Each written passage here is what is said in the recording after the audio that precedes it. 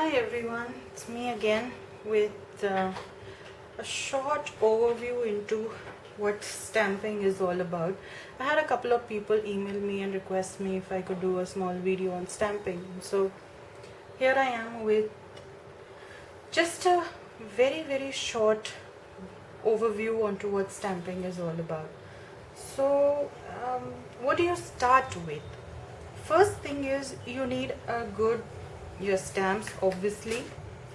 You need your inks and you need your acrylic blocks and you need some paper. Now I'll go into each of these things in detail as much as I can with the time. Let's start with the stamps first. Now when you get your new stamps, first thing you need to do is to condition them. Now when you get a clean stamp like this, you really do not need to condition it. Rubber does not have as much of oil on it during the manufacturing process, but to be on the safer side, what you can do is just stamp it 2-3 times with ink and just wash it with plain water and it should be fine. But when you come to clear stamps definitely need conditioning, especially the ones those are acrylic. Now, how do you know which is an acrylic? How do you know which is not an acrylic stamp? Or you generally get an acrylic, a photopolymer, silicone, and the ones that are made in China are mostly silicone stamps and acrylic ones. There are some really good quality ones that are photopolymer, such as these paper tray ink stamps. Now how do you know which is what if you've never used any of these? Easiest way to find out if your stamp will need conditioning is to place it. If it sticks, it is definitely photopolymer, right? Most of the good photopolymer stamps will be sticky even after months of use, years of use. This has been with me for almost a year now. You can see by the stains that I have used it, but it will still be sticky. But when I go with these, this is a brand new, these will not stick. No matter how much you try, how good, these will not stick. So when you get these stamps, these will be sticky. So they won't be sticky and they need conditioning. Now how do you condition them, or what is the need for conditioning? Conditioning is basically when you're removing the excess buildup of oil during the manufacturing process so that the ink sticks onto your stamp better. If you do not do this, when you apply ink on this, the ink will pool up. It will form small beads, and when you stamp that on your paper, those beads will be evident, and that is something you really do not want. So how do you condition them? You take a normal eraser and just rub it over your stamp, right? And then stamp it. You take your acrylic block, stamp it 5-6 times and you're good to go. Stamp it on your scratch piece of paper 5-6 times and you most probably shouldn't have any problems. I'll just show it to you.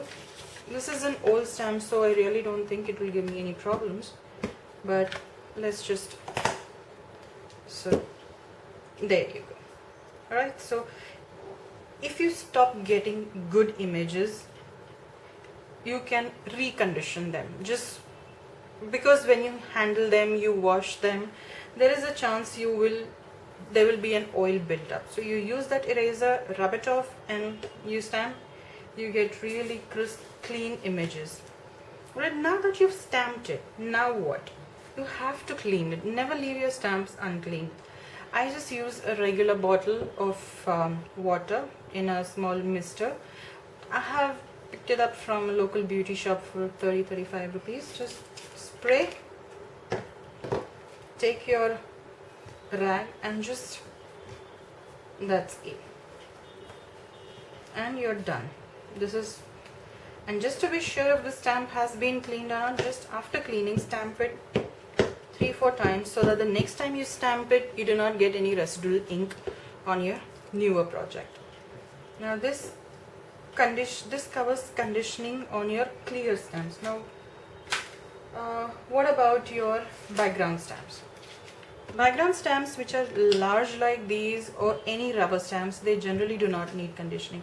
You just need to ink them up, stamp it on your scratch paper, your rough paper, and after 3-4 times, just again with water, just wash it off and you should be good to go.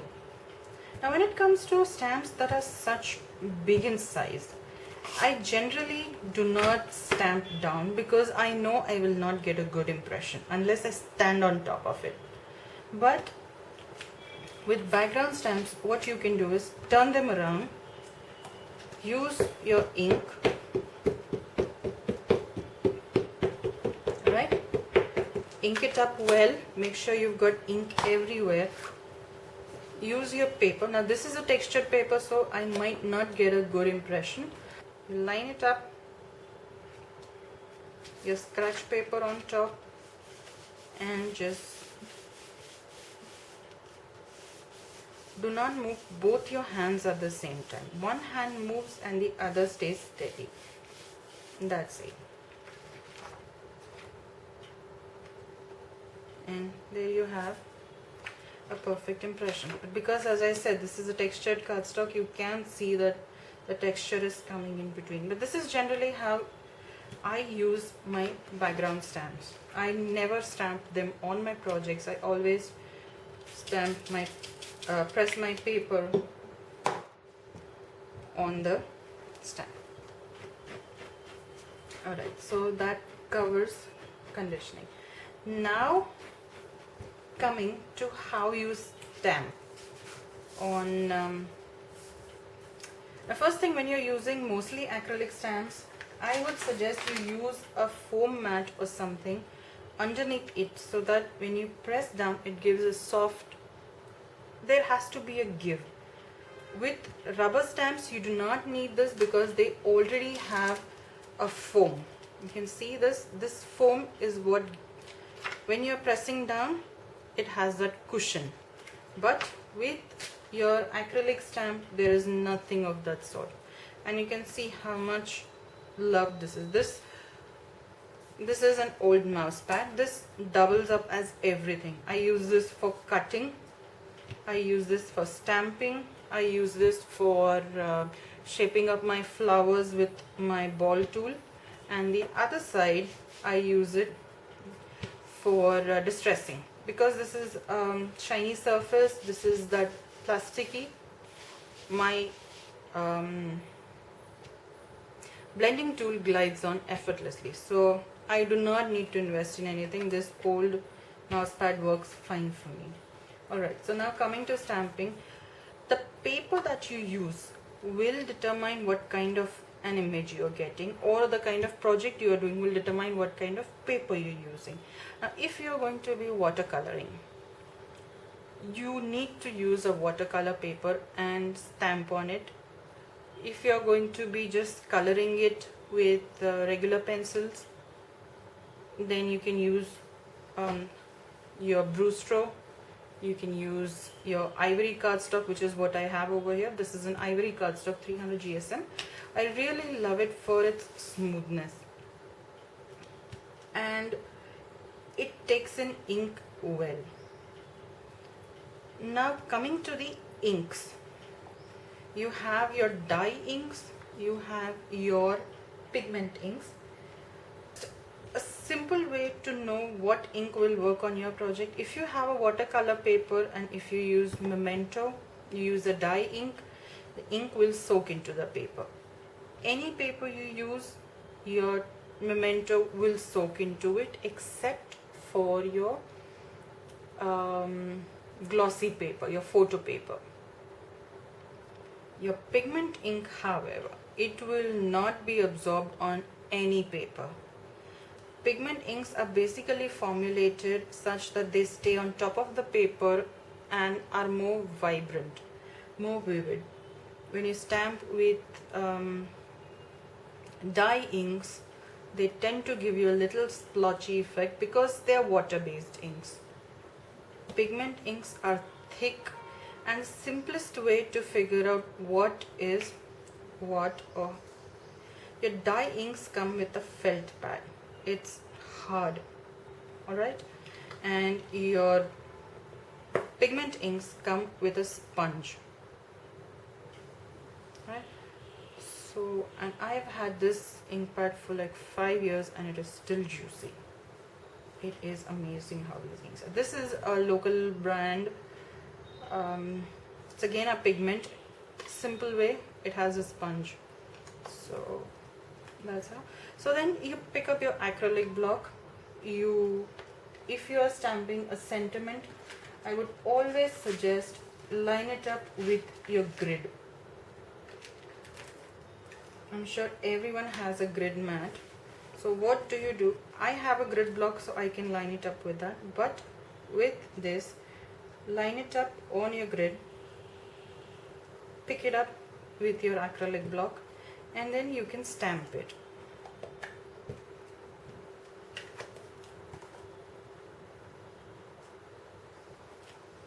Right? So this is a vibrant and good impression.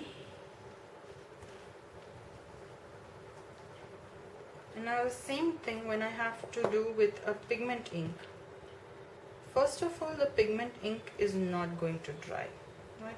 You have to heat set it or let it air dry for at least overnight, or set it aside and forget about it. So you I don't know if you can see this, but this is a pearlescent ink, so it has a slight pearl shimmer. And whenever you use a pigment ink, be sure your stamps are going to get stained. There is no question about it.